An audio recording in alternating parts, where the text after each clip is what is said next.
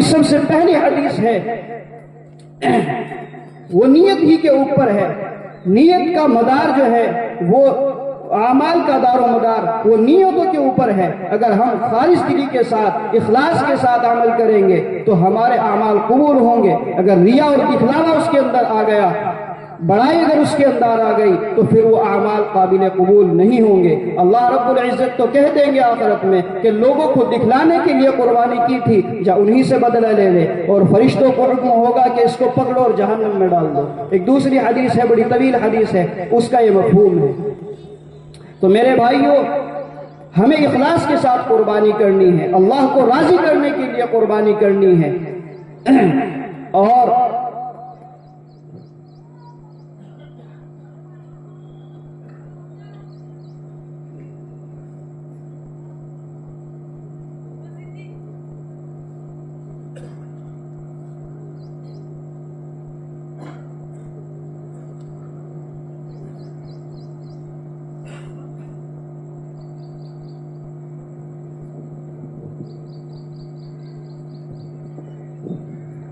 تو میرے بھائیوں، میں عرض کر رہا تھا کہ اپنی قربانی کو اخلاص کے ساتھ ادا کریں، للہیت کے ساتھ ادا کریں، اللہ کی رضامندی کے ساتھ ادا کریں۔ اللہ تعالی ہمیں فرماتے ہیں، سکھاتے ہیں، قل ان صلاتی ونسکی ومحیای ومماتی للہ رب العالمین۔ نبی کریم صلی اللہ علیہ وسلم کو سکھلاتے ہوئے کہتے ہیں کہ کہیے، ان صلاتی، میری نماز، میری قربانی، میرا جینا، میرا مرنا، یہ سب کچھ پروردگار عالم کے لیے ہے، اللہ رب العزت کے لیے ہے۔ تو ہم کیوں قربانیوں کو اپنی رائیگاہ کرتے ہیں، کیوں اپنی نمازوں کو ضائع کرتے ہیں؟ ہمیں اخلاص کے ساتھ یہ کام کرنا ہے۔ اور جو حضرات اب تک قربانی نہیں کر سکے ہیں، ان سے بڑے ادب و احترام کے ساتھ گزارش ہے کہ وہ اپنے قربانی کے جانوروں کو خریدیں، اپنے پیسے کو اس میں خرچ کریں۔ اگر خرچ نہ کیا تو اس کے اوپر وعید بھی بڑی سخت ہے۔ جیسے فضیلت اللہ رب العزت نے بہت ساری عطا کی ہیں، ثواب بہت زیادہ عطا کیا ہے، ایسے ہی سزا بھی بڑی سخت ہے۔ میرے بھائیوں، آج ہم اللہ کی راہ میں قربان کرنے سے اور پیسہ خرچ کرنے سے بڑا پیچھے ہٹتے ہیں۔ ایک حدیث کا مفہوم آپ کو بتاتا چلوں، نبی کریم صلی اللہ علیہ وسلم ارشاد فرماتے ہیں کہ اگر کوئی بندہ اللہ کی راہ میں خرچ کرنے سے بخل کرتا ہے اور کنجوسی سے کام لیتا ہے، پیسہ خرچ نہیں کرتا ہے، تو اللہ رب العزت اس سے زیادہ پیسہ اس کا اللہ کی نافرمانی والے کاموں میں گزرواتا ہے، خرچ کرواتا ہے۔ دیکھیے، یہ ہماری مرضی ہے، چاہے تو ہم اس پیسے کو اللہ کی رضامندی والے کاموں میں خرچ کریں، ورنہ پھر اللہ رب العزت اس پیسے کو اپنی ناراضگی والے کاموں میں خرچ کرائے گا، اور جب ناراضگی والے کاموں میں وہ پیسہ خرچ ہوگا تو یقیناً وبال جان ہوگا، یقیناً وہ ہمارے لیے خسارے والا ہوگا اور آخرت میں جہنم کا باعث اور سبب بنے گا۔ تو میرے بھائیوں، جس نے قربانی نہیں کی ہے وہ قربانی کرے۔ اگر وسعت کے باوجود بھی کوئی قربانی نہیں کرتا، اس کے بارے میں نبی کریم صلی اللہ علیہ وسلم کا ارشاد ہے، من وجد سعة لأن يضحي فلم يضحي فلا يحضر مصلانا، کہ اگر کوئی آدمی وسعت کے باوجود، گنجائش کے باوجود، مال و دولت ہونے کے باوجود بھی قربانی نہ کرے تو بس ہماری عیدگاہ میں نہ آئے، ہمیں اس کی ضرورت نہیں ہے۔ دھتکار دیا گیا کہ بھاگ جائے، ہمیں کوئی ضرورت نہیں ہے ایسے آدمی کی۔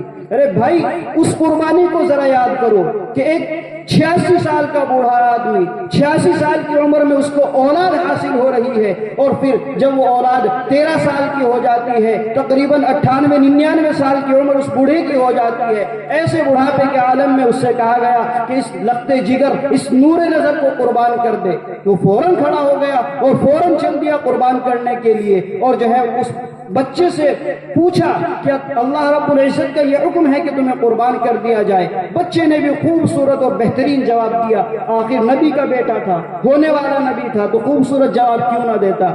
یا ابت افعل ما تؤمر ستجدنی انشاءاللہ من الصابرین، کہ اے میرے والد بزرگوار، جو آپ کو حکم ہوا اللہ کی جانب سے قربان کرنے کا، آپ کر گزریے، انشاءاللہ آپ مجھے صبر کرنے والوں میں سے پائیں گے۔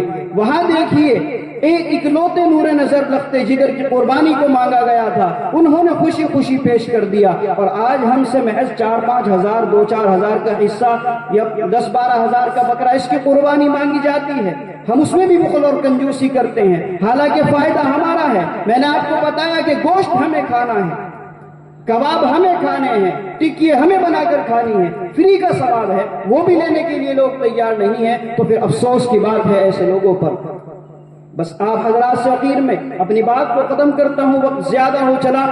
اخیر میں بس اتنی گزارش ہے کہ جن حضرات نے ابھی تک کوشش نہیں کی ہے قربانی کرنے کی، ارادہ نہیں کیا ہے جانور خریدنے کا اور قربانی کرنے کا، 3 دن ہیں، ان 3 دنوں کے اندر اندر آپ جو ہے قربانی کے جانور کو خریدیے، اخلاص کے ساتھ، للہیت کے ساتھ، اللہ کو راضی کرنے کے لیے قربانی کرنے کی کوشش کیجیے۔ اور اسی کے ساتھ ساتھ آپ حضرات سے بڑے ادب و احترام سے یہ بھی گزارش کرتا ہوں کہ آپ حضرات جو ہے اگر قربانی کرتے ہیں تو قربانی کو انتہائی احتیاط کے ساتھ ادا کریں، سرکاری گائیڈ لائنز کے مطابق ادا کریں۔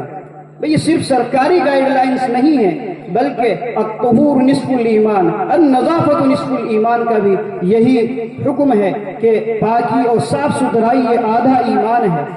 اگر ہم یہاں گند پھیلائیں گے گاؤں کے اندر، ہمارا نقصان ہے، ہم بیمار پڑیں گے، نالیوں کے اندر خون بہائیں گے اور جو ہے اوجڈی وغیرہ کا میٹیریل اس کا نکال کر بہائیں گے، تو اس سے نقصان کس کو ہوگا؟ بدنما سڑکیں اور نالیاں کس کی معلوم ہوں گی؟ ہماری معلوم ہوں گی۔ سرکار کا معاملہ تو بعد میں ہے، پہلے تو ہمیں خود اپنی صاف ستھرائی کا ساتھ خیال رکھنا ہے۔ آپ کے گاؤں کے اندر 2 جگہ گڈھے کھودے گئے ہیں، آپ جو ہے جتنا بھی ویسٹیج ہے، جتنی بھی چیزیں زائد ہیں، جیسے اوجڈی وغیرہ ہے، سینگ ہیں، بڑی ہڈیاں ہیں، کھال ہیں، جو بھی آپ کی ضرورت سے زائد چیزیں ہیں، وہ تمام کی تمام چیزیں آپ وہاں ڈالیے۔ اگر آپ جو ہے گوشت کو تقسیم کرا رہے ہیں، ایک دوسرے کے یہاں بیچ رہے ہیں، تو اس کو بھی انتہائی احتیاط کے ساتھ کسی بڑے کو دے کر، بچوں کے ہاتھ میں نہ دیں۔ بچوں کے ساتھ بسا اوقات ایسا ہوتا ہے کہ کتا پیچھے لگ گیا، گوشت بھی چھینا اور آپ کے بچے کو بھی نقصان پہنچا دیا۔ تو یہ احتیاطی تدابیر ہیں، ان کو ہمیں لازمی اختیار کرنا چاہیے۔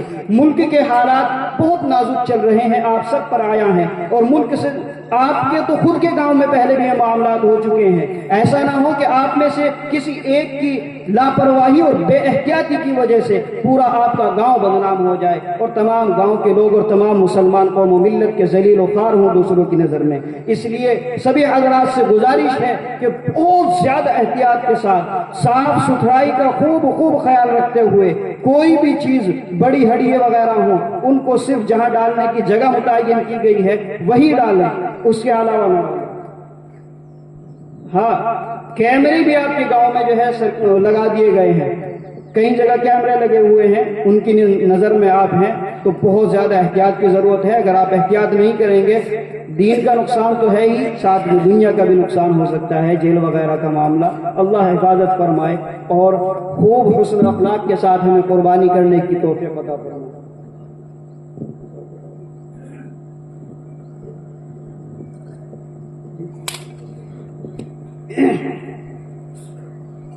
سبھی حضرات تقریباً آ چکے ہیں، بلا تاخیر ہم نماز ادا کرنے کے لیے قاری صاحب سے کہیں گے۔ نماز کی ذرا نیت سن لیجئے۔